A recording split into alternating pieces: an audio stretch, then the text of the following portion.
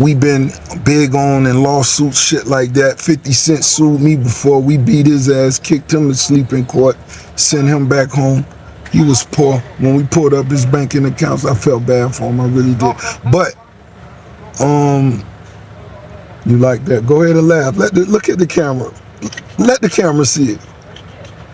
Hey, let the camera. 50, they laughing at you. Make sure y'all Google that to see what that shit went like. I kicked dog to sleep. But nah, I made my lawyer pull up his finance. Nah, it was bad. Rick Ross just pulled up his Rolls Royce, looked into the camera, and said the 4 words that 50 Cent never wanted the world to hear. He was in poverty. Not broke, not struggling. Poverty. According to Rick Ross, after his legal team pulled up 50 Cent's actual bank account during their lawsuit, what they found was so bad that Ross said he genuinely felt sorry for the man he had been beefing with for over a decade. When we pulled up his banking accounts, I felt bad for him. I really did. I can't say a dollar figure, it was bad. 50 Cent has built his entire public image on the idea that he is getting richer every day. The Power franchise, the G-Unit empire, the business deals, the trolling of other rappers for being broke. And now Rick Ross is sitting in a Rolls Royce telling the world that when the lawyers opened those financial documents, Curtis Jackson had nothing. Stay locked in, because this story goes way deeper than one viral comment. To understand why Rick Ross saying this hits so differently in 2026, you need to understand the full history between these two men, because this is not a new beef. This goes back almost 20 years. Rick Ross and 50 Cent have been at each other's throats since the late 2000s. The origins trace back to Ross's credibility being challenged specifically around his past as a correctional officer before his rap career. 50 Cent was one of the loudest voices questioning whether Ross was the street figure he claimed to be in his music. And Ross, rather than backing down, came back harder every single time. What made his beef unique in hip-hop history was his consistency. Most rap feuds burn bright for a few months and then fade. This one never faded. It stretched across music, across social media, across courtrooms, and across the tabloids for nearly 2 decades. By 2015, it had reached the legal system. 50 Cent filed a $2 million lawsuit against Rick Ross, claiming that Ross had used his breakout hit In Da Club on a mixtape called Renzo Remixes without permission and had used 50's name and identity to market his own project. The lawsuit was real, the courtroom was real, and the financial discovery process that came with it was very, very real. That discovery process is where this story gets interesting.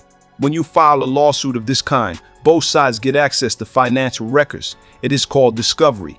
And in 2015, Rick Ross's legal team gained access to 50 Cent's banking documents as part of that process. What they found, according to Ross, was not what anyone expected. The case itself did not go well for 50 Cent. It was dismissed in 2018 by the courts. An appeals court upheld that dismissal in 2020, ruling that 50 Cent did not actually own the rights to In Da Club. Those rights belonged to Shady Aftermath Records.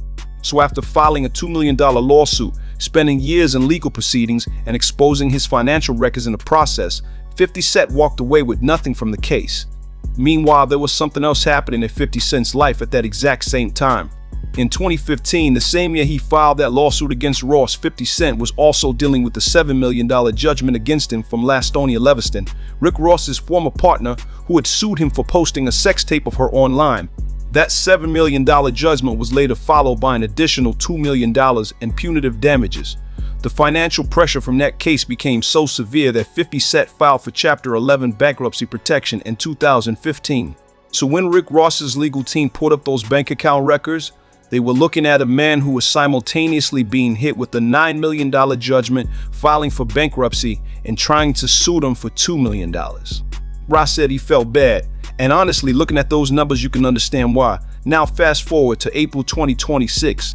Rick Ross is on a live stream, riding in his Rolls Royce, surrounded by his people, and someone brings up the old lawsuit, and Ross does not hold back. 50 Cent sued me before. We beat his ass, he said. Then he went further. Much further. When we pulled up his banking accounts, I felt bad for him. I really did. I can't say a dollar figure.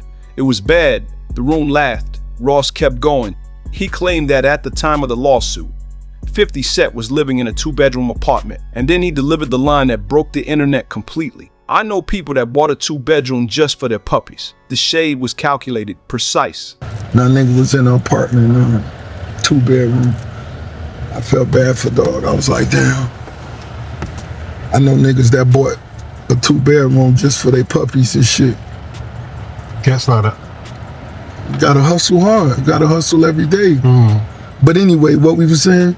And the timing of bringing this up in 2026 when 50 Cent is currently riding high in the Power franchise, trolling everyone on social media, and positioning himself as one of the wealthiest figures in hip-hop made it land even harder. Because Ross was not just talking about 2015, he was drawing a direct contrast. He was saying that the version of 50 Cent who presents himself as a business mogul and financial genius was, at one very documented point in his life, genuinely struggling. And Ross had the paperwork to prove it. The live stream clip spread everywhere within hours, social media lit up. And 50 Cent, the man who responds to everything, has now here is where we have to be fair and look at this situation from both sides.